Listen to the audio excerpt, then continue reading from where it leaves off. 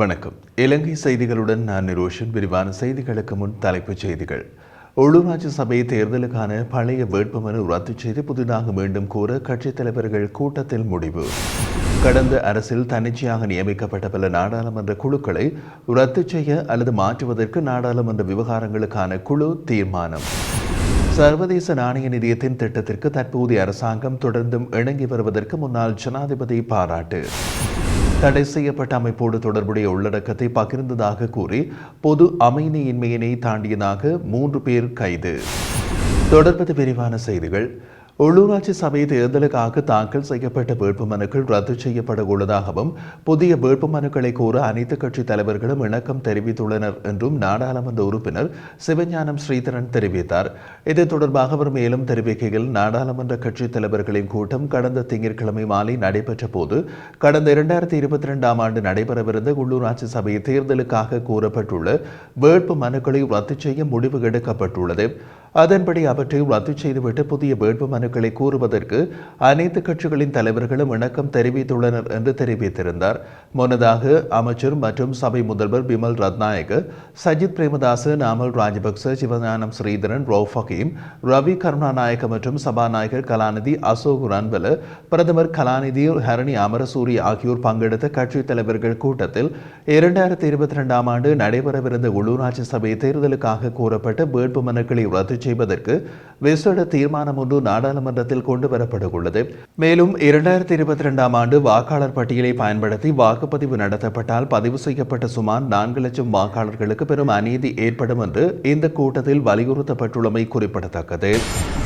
கடந்த கால அரசாங்கத்தின் ஆட்சியில் தன்னிச்சையாக நியமிக்கப்பட்டதாக கூறப்படும் நாடாளுமன்றத்தின் பல குழுக்கள் மூலம் பெருமளவு பணம் விரயமாக்கப்பட்டதாகவும் இந்த நிலையில் பண விரயத்தை தடுக்க குறித்த குழுக்களை ரத்து செய்ய அல்லது மாற்றுவதற்கு நாடாளுமன்ற விவகாரங்களுக்கான குழு தீர்மானித்துள்ளது. அதன்படி நாடாளுமன்ற விவகாரங்களுக்கான குழு நாடாளுமன்ற குழுக்களின் முறையான நியமனம் தொடர்பான விடயங்களை மறு ஆய்வு செய்து அதற்கான முன்மொழிவுகளை ஜனவரி 31ஆம் தேதிக்கு முன் சமர்ப்பிக்குமாறு சம்பந்தப்பட்ட அதிகாரிகளுக்கு உத்தரவிட்டுள்ளது. இந்த நிலையில் அரசாங்க பேச்சாளர் ஒருவர் தெரிவிக்கையில், ஒரே மாதிரியான விடயங்களுக்கு பல துறைசார் கண்காணிப்பு குழுக்கள் நியமிக்கப்பட்டுள்ளதால் இதுபோன்ற விடயங்களை ஒரு குழுவின் கீழ் கொண்டு வருவது குறித்து கவனம் செலுத்தப்பட்டுள்ளதாக கூறினார். குறிப்பாக பொருளாதாரத்தின் பல்வேறு துறைகளுடன் தொடர்புடைய பல துறைசார் கண்காணிப்பு குழுக்கள் கடந்த காலத்தில் நியமிக்கப்பட்டுள்ளதாகவும் இவற்றை ஒரே குழுவின் கீழ் கொண்டுவர முடியும் என்றும் அவர் குறிப்பிட்டுள்ளார். இதேவேளை பாராளுமன்ற குழுக்களின் பரிந்துரைகளை தாமதமின்றி நடைமுறைப்படுத்துவதற்கு அதிகாரம் அளிக்கும் பொறிமுறை ஒன்றை ஏற்படுத்துவது தொடர்பிலும் அரசாங்கத்தின் கவனம் செலுத்தப்பட்டுள்ளது. கடந்த கால அமைதியின்மையின் போது உயிர்நீத்த தங்கள் உறவுகளுக்கு நினைவேந்தல்களை முன்னெடுப்பது தமிழ் மக்களின் அடிப்படை மனித உரிமை என்பதோடு அதனை எவராலும் நிராகரிக்க முடியாது என அமைச்சர் விஜித ஹேரத் தெரிவித்தார். வடக்கு கிழக்கில் இடம்பெற்ற நினைவேந்தல் நிகழ்வு என்ற பெயரில் தடை செய்யப்பட்ட அமைப்பினரை தமிழ் மக்கள் பகிரங்கமாக நினைவு கூர்ந்துள்ளதால் அங்கு இனிமேல் எந்த ஒரு நினைவேந்தல் நிகழ்வுக்கும் அரசு அனுமதி வழங்கக்கூடாது எனவும் நினைவேந்தியவர்களை அனுர அரசு உடன் கைது செய்ய வேண்டும் எனவும் முன்னாள் நாடாளுமன்ற உறுப்பினர்களான விமல் வீரவங்ச, உதய கமன்பல மற்றும் சரத் வீரசேகர் ஆகியோர் தெரிவித்திருந்தனர். அவர்களின் கருத்துக்களுக்கு பதிலளிக்கும் போது அமைச்சர் விஜித ஹேரத் மேற்கண்டவாறு கூறியதுடன் நினைவேந்தலை நிராகரித்து மீண்டும் இனவாதத்தை தூண்ட முயல வேண்டாம் என்றார். அவர் மேலும் கூறுகையில், கடந்த கால அமைதியின்மைகளில் உயிர்நீத்த தமது உறவுகளை வடக்கில் உள்ள உறவுகள் நினைவேந்தும் போது அதற்கு எதிராக தெற்கில் உள்ள சிலர் இனவாதம் பேசியது போல் போரில் உயிர்நீத்த தமது உறவுகளை தெற்கில் உள்ள உறவுகள் நினைவு கூறும் போது அதற்கு எதிராக வடக்கில் உள்ள சிலர் இனவாதம் பேசினார்கள். ஒவ்வொரு வருடமும் மே, நவம்பர் மாதங்களில் இத்தகைய இனவாத கருத்துக்கள் வெளிவந்திருந்த நிலையில் இந்த இனவாத கருத்துக்கள் இனியும் இருக்கக்கூடாது என்பதோடு நினைவேந்தல் உரிமை சகல இனத்தவர்களுக்கும் உரியது, அதில் இன வேறுபாடு இருக்கக்கூடாது என்றார்.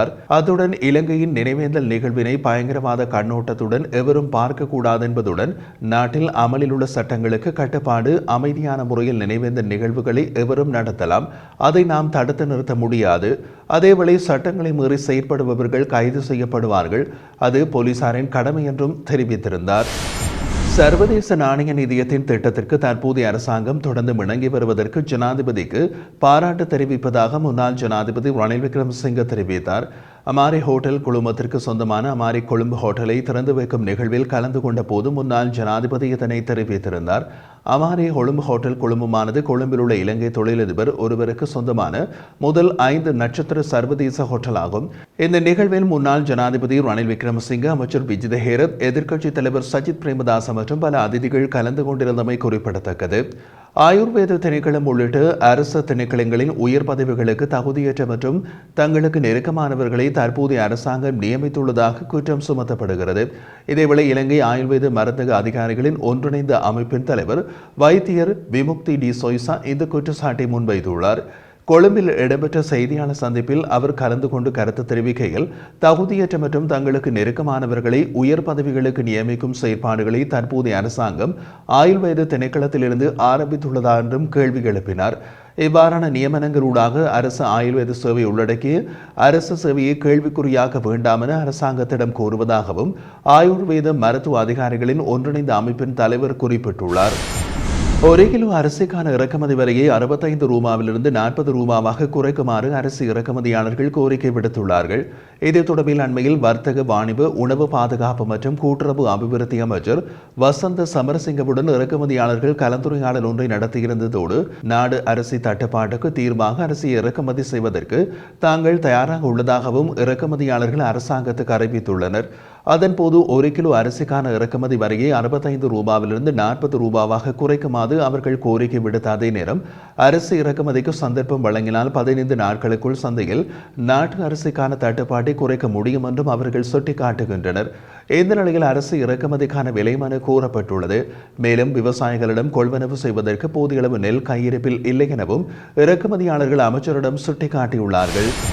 தடை செய்யப்பட்ட அமைப்போடு தொடர்புடைய உள்ளடக்கத்தை பகிர்ந்ததாக கூறி பொது அமைதியின்மையை தூண்டியதாக குற்றப்புலனாய்வு திணைக்களமும் பயங்கரவாத புலனாய்வு பிரிவினரும் 3 நபர்களை கைது செய்துள்ளனர். சந்தேக நபர்கள் 28, 35 மற்றும் 45 வயதுடைய மருதானே, சுன்னாகம் மற்றும் பத்தேகம பகுதியை சேர்ந்தவர்கள் என்று குறிப்பிடப்படுகிறது. குறித்த அமைப்பின் தலைவரின் புகைப்படங்கள் மற்றும் காணொலிகளை சந்தேக நபர்கள் முகப்புத்தகத்தில் பகிர்ந்துள்ளதாக போலீஸ் தகவல்கள் தெரிவிக்கின்றன. முன்னைய மாவீரத்தின நிகழ்வுகளின் பழைய காட்சிகளை இந்த வருட நிகழ்வுகளை போன்று பரப்பியதாகவும் அவர்கள் மீது குற்றம் சுமத்தப்பட்டுள்ளது.